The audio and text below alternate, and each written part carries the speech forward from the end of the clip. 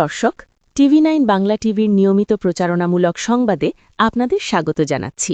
সাথে আছে আমি স্বপ্ন চ্যাটার্জি। বিএনপি চেয়ারপারসন, সাবেক প্রধানমন্ত্রী এবং জাতীয় ঐক্যের প্রতীক দেশনেত্রী বেগম খালেদা জিয়ার রোগমুক্তি কামনায় ফরিদপুরের সালথা উপজেলায় দোয়া মাহফিল অনুষ্ঠিত হয়েছে।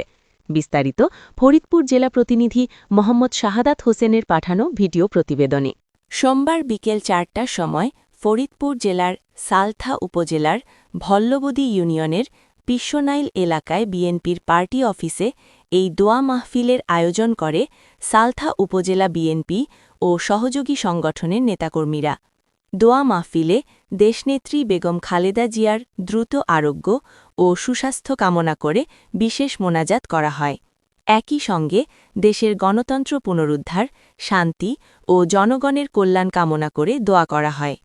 অনুষ্ঠানে উপস্থিত নেতাকর্মীরা বলেন, বেগম খালেদা জিয়া শুধু একটি দলের নেত্রী নন, তিনি এদেশের গণতন্ত্র, স্বাধীনতা ও জাতীয় ঐক্যের প্রতীক। তার অসুস্থতা গোটা জাতির জন্যই উদ্বেগের বিষয়। তারা আশা প্রকাশ করেন, মহান আল্লাহ তাআলা তাকে দ্রুত সুস্থ করে আবারও দেশবাসীর মাঝে ফিরিয়ে দেবেন। দোয়া মাহফিলে সভাপতিত্ব করেন ভল্লবদী ইউনিয়ন বিএনপির সাবেক সভাপতি মোহাম্মদ মুজিবুর রহমান মাস্টার। অনুষ্ঠানটি সঞ্চালনা করেন এস.এম. শরীফুল ইসলাম অলি।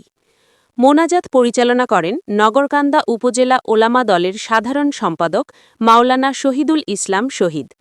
এ সময় আরও উপস্থিত ছিলেন সালথা উপজেলা স্বেচ্ছাসেবক দলের সিনিয়র সহসভাপতি মোহাম্মদ নান্নু মোল্লা, যুবনেতা মোহাম্মদ জসিম মোল্লা, সালথা উপজেলা বিএনপি নেতা মোহাম্মদ খায়ের মাতুব্বর, মোহাম্মদ মিজানুর রহমান মিজান, মোহাম্মদ জাকির হোসেন সহ বিএনপি ও অঙ্গ সংগঠনের বিভিন্ন পর্যায়ের নেতাকর্মীরা।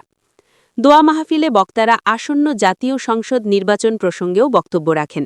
তারা বলেন, ফরিদপুর ২ আসনে বিএনপি মনোনীত প্রার্থী শামা ওবায়েদকে ভল্লবদী ইউনিয়ন সহ পুরো সালথা উপজেলা থেকে বিপুল ভোটের ব্যবধানে বিজয়ী করতে সকল নেতাকর্মী ঐক্যবদ্ধ ও প্রতিশ্রুতিবদ্ধ।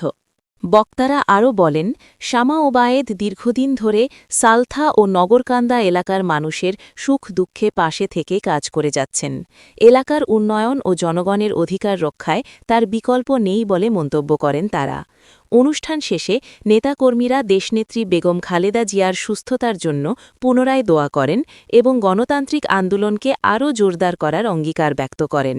শান্তিপূর্ণ পরিবেশে অনুষ্ঠিত এই দোয়া মাহফিল স্থানীয় নেতাকর্মীদের মধ্যে নতুন উদ্দীপনা ও ঐক্যের বার্তা দিয়েছে বলে মনে করছেন আয়োজকরা।